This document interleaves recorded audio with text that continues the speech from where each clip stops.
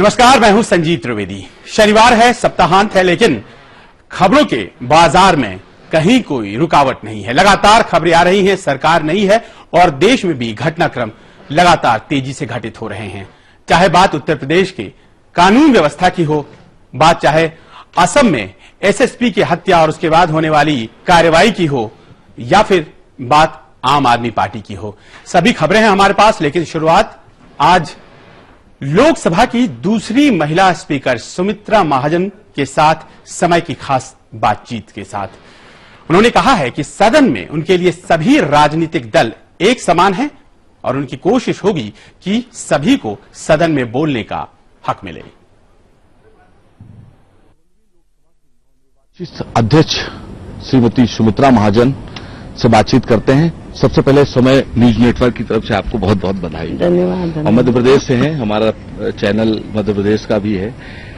16वीं लोकसभा में चुनौतियां तो बहुत ज्यादा आपके सामने नहीं होंगी क्योंकि विपक्ष ना के बराबर है, लेकिन किस तरह सदन को संचालित करेंगे इसके लिए चुनौतियां नहीं होगी ऐसा भी नहीं कह सकते, क्योंकि प्रजातंत्र में सबको समान अवसर देना ये भी एक चुनौती होती है। कोऑर्डिनेशन, क्योंकि एक की संख्या बड़ी है तो भी सामने छोटे छोटे दल है, तो सबका एक कोऑर्डिनेशन, सबको एक संधि कैसी मिलेगी, ये सब मैनेज करना हो तो वो भी एक चुनौती तो रहती है। और क्वालिटेटिवली जो बात कैसी हो, एक गुणवत्तापूर्ण डिबेट कैसा हो, ये भी तो एक चुनौती, करेंगे इसको भी।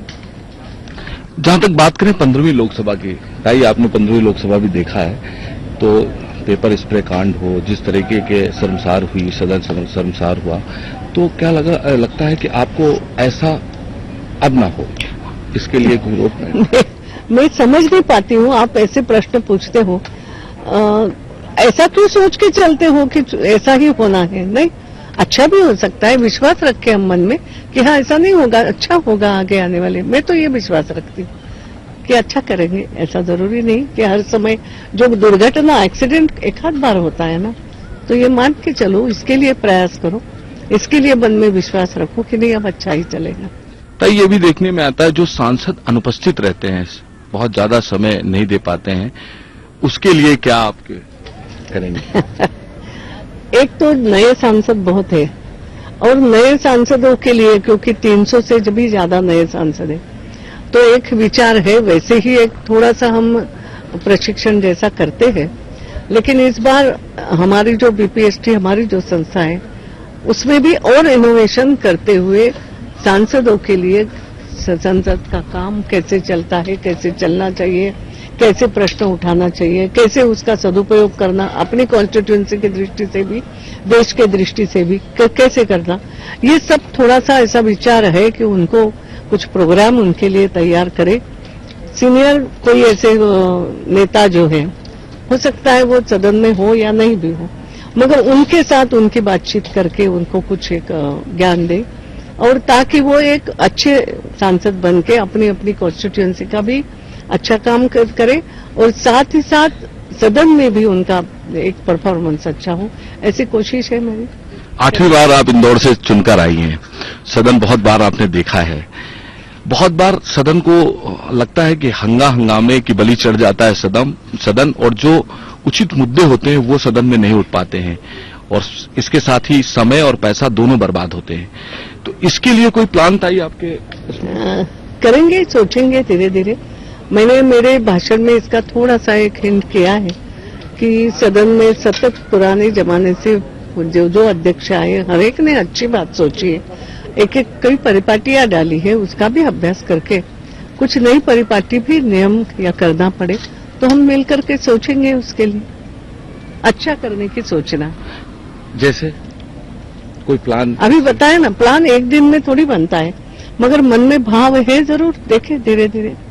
अच्छा, आप व्यक्तिगत तौर पर दागी सांसदों को लेकर आपका विचार क्या है? व्यक्तिगत तौर पर आपका क्या दागी सांसदों को लेकर व्यक्तिगत तौर पर? सब अब हो गई ना, व्यक्तिगत क्या होता है, अब जो भी बोलूंगी मैं अध्यक्ष के नाते ही बोलूंगी ना, व्यक्तिगत कुछ नहीं होता है। कोई भी हो व्यक्ति हो, क्या अच्छा मानेगा क्या इस बात को? जो गलत है वो गलत तो गलत होता है, अगर वो गलत है तो गलत है, तो इसमें व्यक्तिगत सोच क्या होना, अच्छे बुरे की व्यक्तिगत सोच क्या होती है, बुरा तो बुरा ही होता है, अच्छा तो अच्छा ही होता है, और हमें अच्छा करने की कोशिश करना है हमेशा। तो क्या आपकी ओर से ये कोशिश रहेगी कि 16वीं लोकसभा में ज्यादा से ज्यादा समय बर्बाद न हो हल्ला न हो और मुद्दों पर बातचीत हो? कोशिश रहेगी नहीं, मुझे कोशिश करना ही पड़ेगी कि कोऑर्डिनेशन अच्छा हो, सामंजस्य बैठे और एक गुणवत्तापूर्ण डिबेट हो। ये सब करने के लिए भरसक प्रयास करना पड़ेंगे और वो मैं बिल्कुल पूरी तरीके से करना ही पड़ेगा। सामंजस्य अच्छा हो, इसके लिए भरसक प्रयास करेंगी सुमित्रा ताई, जिनको सुमित्रा महाजन स्पीकर के तौर पर 16वीं लोकसभा में नवनिर्वाचित हुई हैं। समय के लिए दिल्ली से उमाकांत त्रिपाठी। सुमित्रा महाजन आज अटल बिहारी वाजपेयी से मिलने गई, आशीर्वाद लिया और उन्होंने मुलाकात हामिद अंसारी से भी की है, क्योंकि राज्यसभा जिस तरह से हामिद अंसारी चला रहे हैं और जिस तरह से लोकसभा में हालात है, दोनों में अंतर है। राज्यसभा में भारी पड़ती है यूपीए और एनडीए का पलड़ा हल्का है, जबकि एनडीए का पलड़ा लोकसभा में भारी है। और ऐसे में बिल्स कैसे पास होंगे, सामंजस्य कैसा होगा दोनों सदनों के बीच का, ये तमाम बातें हैं जो शायद आने वाले दिनों में हामिद अंसारी और सुमित्रा महाजन मिलकर तय करेंगे। लेकिन ये बात हुई लोकसभा की, और ऐसे में जबकि नए सदस्य 325 या 315 अगर एग्जैक्ट फिगर की बात करें तो सबसे बड़ा जो आज की तारीख में मैंडेट अगर मिला है तो एक जिम्मेवारी भी मिली है नरेंद्र मोदी को। यह जिम्मेदारी महंगाई कम करिए। अब महंगाई को किस तरह से काबू में रखा जाए और इसके लिए मोदी सरकार ने अहम बैठकों का एक सिलसिला चला रखा है। कैबिनेट सेक्रेटरी की अध्यक्षता में सचिवों की बैठक आज बुलाई गई और बैठक में मुनाफाखोरों और जमाखोरों पर लगाम लगाने के लिए कड़े कदम उठाने पर चर्चा हुई, जबकि 3 साल पहले से केंद्र के पास पड़ी हुई नरेंद्र मोदी कमेटी की रिपोर्ट को लागू करने का रोड मैप भी तैयार किया जा रहा है। और यहां आपको बताते चले कि कुछ दिन पहले ये बात कांग्रेस की तरफ से आई थी कि जब मुख्यमंत्री थे नरेंद्र मोदी तो उन्होंने कहा था महंगाई ऐसे कम होगी।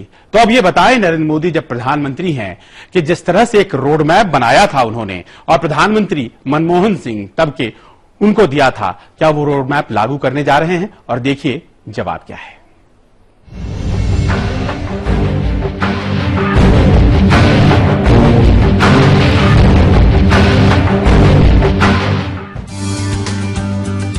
रोटी दाल के भाव याद दिलाने वालों का सफाया करने वाली मोदी सरकार जनता की उम्मीदों को पूरा करने के लिए एक अहम बैठक की है। औसत मानसून के अनुमान में महंगाई बढ़ने की आशंकाओं के बीच कैबिनेट सेक्रेटरी अजीत कुमार सेठ ने सचिवों के साथ बैठक की। महंगाई को काबू में करने के लिए कैबिनेट सेक्रेटरी ने जो खांचा तैयार किया है उसमें नरेंद्र मोदी कमेटी की सिफारिशों को लागू करने का रोड मैप है। 3 साल पहले ही नरेंद्र मोदी ने महंगाई रोकने का फॉर्मूला मनमोहन सरकार को दिया था। मोदी कमेटी की रिपोर्ट में कुल 84 मंत्र हैं। इनमें से 20 सुझाव हैं तो 64 एक्शन लेने वाले पॉइंट्स हैं। महंगाई को रोकने के नमो मंत्र में जरूरी अनाज को वायदा कारोबार से बाहर करने का सुझाव है, जबकि केंद्र सरकार को प्राइस स्टेबलाइजेशन फंड बनाने की सलाह दी गई है ताकि जिन राज्यों को महंगाई रोकने के लिए केंद्र से मदद की जरूरत पड़े उसे तुरंत मुहैया कराई जा सके। इसके अलावा मुनाफाखोरों पर लगाम लगाने के लिए केंद्र में मंत्री स्तर का एक कोऑर्डिनेशन मैकेनिज्म तैयार रखने को कहा गया है जो राज्यों से बात करता रहेगा। किसान अपनी फसल की बेहतर मार्केटिंग करने और सामान को बेचने के लिए सस्ते दर पर लोन देने का भी प्रावधान है। एपीएमसी एक्ट में संशोधन करके किसानों का माल सीधे मंडी में बेच सकने का भी अधिकार देने का सुझाव दिया गया है। नमो मंत्र में कोऑपरेटिव को बढ़ावा देने की बात है। उत्पादन, स्टोरेज, सप्लाई और इंपोर्ट के आंकड़ों के लिए नई एजेंसी गठित भी की जा सकती है। एफसीआई के नकारेपन को दूर करने का भी नमो मंत्र है। एफसीआई को सरकारी खरीद, स्टोरेज और डिस्ट्रीब्यूशन जैसे 3 हिस्सों में बांटा जाएगा। कालाबाजारी करने वालों की सजा 6 महीने से बढ़ाकर 1 साल तक करने की बात है। महंगाई रोकने के इस नमो मंत्र को मनमोहन सरकार ने ठुकरा दिया था। पिछली सरकार से मोदी कमेटी रिपोर्ट को भाव नहीं मिलने के बाद अब माना जा रहा है कि मोदी खुद सत्ता में आने के बाद अपनी ही सिफारिशों को जरूर लागू करेंगे ताकि महंगाई डैन को भगाया जा सके। इस समय दिल्ली से ऋषिकेश कुमार।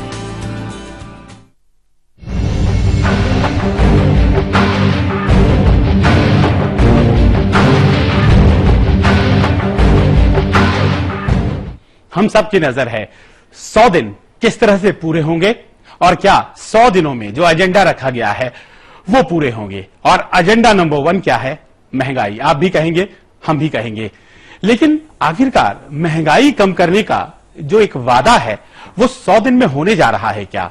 या फिर जो दूसरे वादे किए गए हैं सरकार के द्वारा वो 100 दिन में पूरे होने जा रहे हैं आंशिक रूप से या नहीं? सरकार अब नई बात कह रही है, ये 100 दिन बहुत दिन कुछ नहीं है।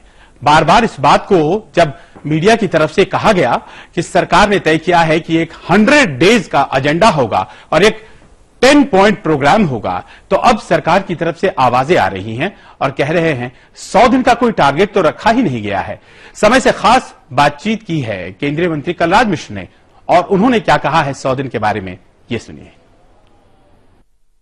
नई सरकार बन जाने के पश्चात ये बहुत स्वाभाविक है कि जनता की अपेक्षा बहुत बड़ी है और जनता ये महसूस कर रही है कि भारत के प्रधानमंत्री ने जो नारे दिए थे सुशासन और विकास के, उस नारे के माध्यम से आम जनमानस को लाभान्वित करेंगे। लेकिन इसी इंटरव्यू को जो हम आपको विस्तृत तौर पर भी दिखाएंगे, कहते हैं कलराज मिश्र कि 100 दिन वाली कोई बात नहीं है, हम एजेंडे को पूरा करेंगे और वो एजेंडा है महंगाई कम करना, रोजगार देना, विकास दर को आगे बढ़ाना और ये तमाम बातें जो राहत देती हैं जनता को, लेकिन किसी फिक्स्ड टाइम फ्रेम में हमें मत आकिए। यानी कि 100 दिन कम है और ये अपने आप में सच्चाई है, क्योंकि इस तरह के टाइम फ्रेम पहले भी फिक्स किए गए थे, पूरे नहीं हुए थे। लेकिन चलिए 100 दिन के बाद अब ऐसा लगता है आई गई होने वाली होगी, आने वाले दिनों में इस पर चर्चा कम ही होगी। एक विराम ले लेते हैं, क्योंकि उसके बाद आपको वो खबर दिखानी है जो सनसनी का वजह बन चुकी है और एक नया मोड़ आ गया है। आखिरकार बदायूं में जो बलात्कार की घटना 2 बहनों के साथ हुआ था, उसमें कोई पेच है क्या? क्योंकि डीजीपी कुछ और बातें कह रहे हैं। एक विराम।